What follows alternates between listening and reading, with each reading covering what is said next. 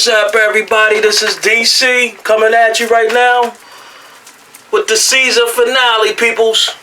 The season finale of my favorite, my top hip-hop movies, folks.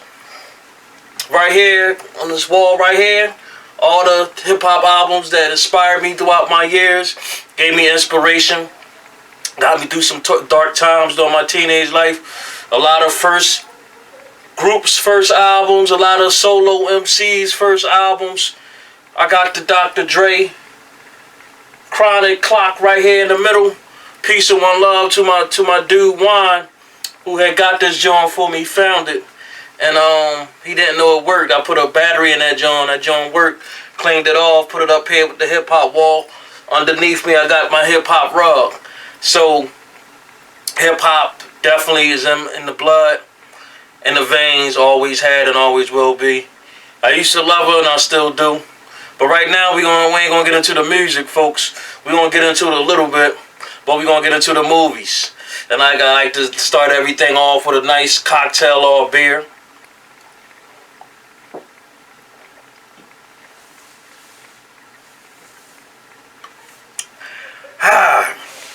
Excuse me, folks. We sitting right here in this second wave of this quarantine. When I first started this series, quarantine was just starting. This COVID shit that's going on, man, destroying a lot of lives. A lot of people that lost a lot of loved ones. Rest in peace to them people that passed away throughout this year. Real tragic times. Everybody in every family had at least one family member that passed away, and a handful of people or more that caught this virus, and some of us still out of work. You know, some of us still barely trying to get by.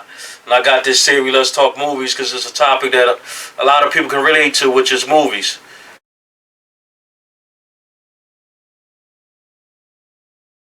Who's the Man? Who's the Man came out in 1993. It was directed by Ted Demme, April 23rd. And Who's the Man? I love Who's the Man because it was one of them rap hip-hop movies that had all the hip-hop artists in it, folks. I'm talking about Run DMC was in that joint, Abby and Rakim. You had even EPMD was in that joint. And it was a storyline, you know what I'm saying? Just something simple put together. Dr. Dre and that level used to host MTV Raps, the first hip-hop videos that was played on a mainstream video circuit. And them two had the classic groups and the classic MCs. And that was the thing that spawned hip-hop and turned it into, later on with the videos down the road for us. But that was our breakthrough, MTV Raps. That made it through for our videos to be seen and heard through the world. And it gravitated to all races, all people. And getting back to Who's the Man movie, like I said, I liked it because it had the most rappers of any hip-hop movie ever. Soundtrack was crazy. You had Biggie, and when he first came out, his first introduction in hip-hop was on Who's the Man soundtrack. Party and Bullshit, people don't know that. Was definitely a lot of other great hip-hop artists that combine and contribute to that Who's the Man album. But it was funny. It was definitely one of my favorite hip-hop joints.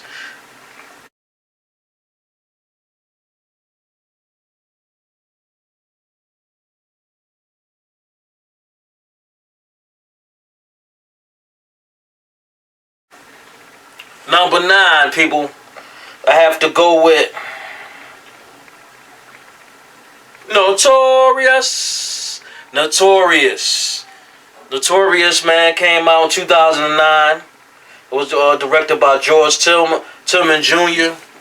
And they got the right person, the perfect fit people to put this movie. The characters they got really fit the characters good. Only had a couple people that I wasn't too satisfied about. But let's start with the boy that paid Biggie, Gravy. That was his underground. That's his underground rap name. Is a real MC named Gravy. For people who don't know, in the underground circuit, he played the role perfect. Had had the swag, had the facial expressions. He studied Biggie real good and played that role. He should have got some type of award or something. I don't know, did he got an award, but he should have got some type of Grammy or some type of Golden Globe or something for that role. Just play that role so perfect. The same way like Jamie Foxx played Ray. He played that role with Biggie.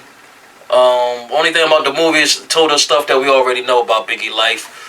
Him and Faith going through their stuff. And how he met Puff Daddy. How he was selling drugs and got out the drug game. And then the hits that we heard throughout the years. But the boy that played Little C's. Didn't like that dude to play Little C. He a good actor. The boy from Brown Sugar. And I love Angela Bassett. One of the top black actresses in Hollywood. I just thought they could have got somebody that wasn't really well known. And I understand that's what Hollywood do. They try to get people that you recognize that's well known to gravitate you towards the movie. And she played good as the mom. But as far as the accent part, being convincing as a Jamaican lady.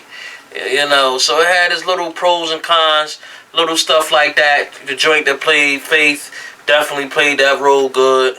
Little Kim role, the chick from Power. Definitely played the Little Kim role. Every time I see her from Power, I think of Little Kim. The raunchiness, the MCing and all that, she definitely fitted to the T. So they definitely got, as far as the MC parts, they for that side of things, they definitely did a good job with that casting for them certain characters.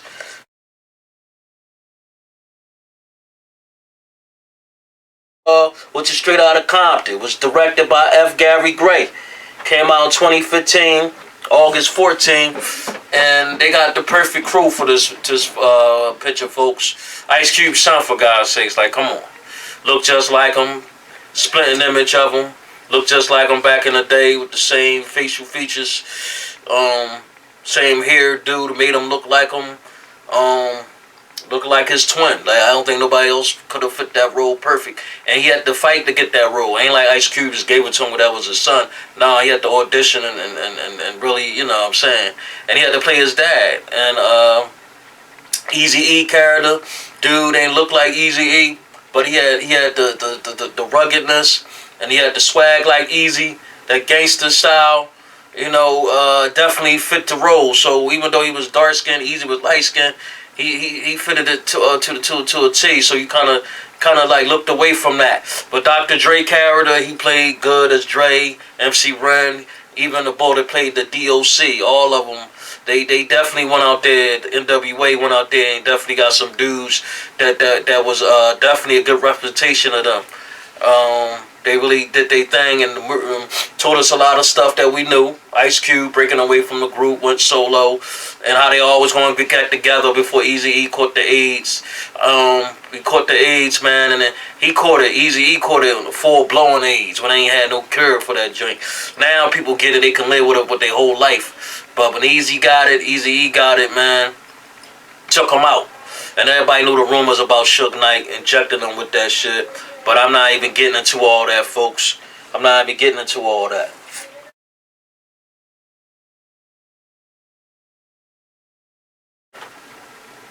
Number 7, folks, Belly. Belly was my shit. It came out in 1998. Directed by Hype Williams. Director, music video director. And when you watch this movie, it's like watching a long video. And that's what it's like. The best visual hip-hop movie. Because it was directed by a boy that did videos, so like the part when they was in the club, the best part of the whole movie, when they had the contacts on that light up, and it was in the club and everything like that. Nas played himself to me. I think they just let him play himself. It was a character that can definitely relate to him. That's why I think he picked that role. DMX kind of like played himself too. The hype ball. You know what I'm saying? Everybody kind of like played themselves in this movie. You even had the boy from that popped up in the movie that was in a barbershop joint. The boy that played in Menace to Society. He had the Jerry curl with the long jacket on. Pimp. He was the pimp boy, and you could tell because from his lips, he was always known for them big ass lips. Kane, that was the boy from Menace to Society. He was in there. The chick from Bronx Tale, she was in there. She was the main character. She was in there, the black chick that was in love with Claudio and the Bronx Tale. And a lot of other people too. While a lot of go back and watch it, you see a lot of well-known people in there from back in the day.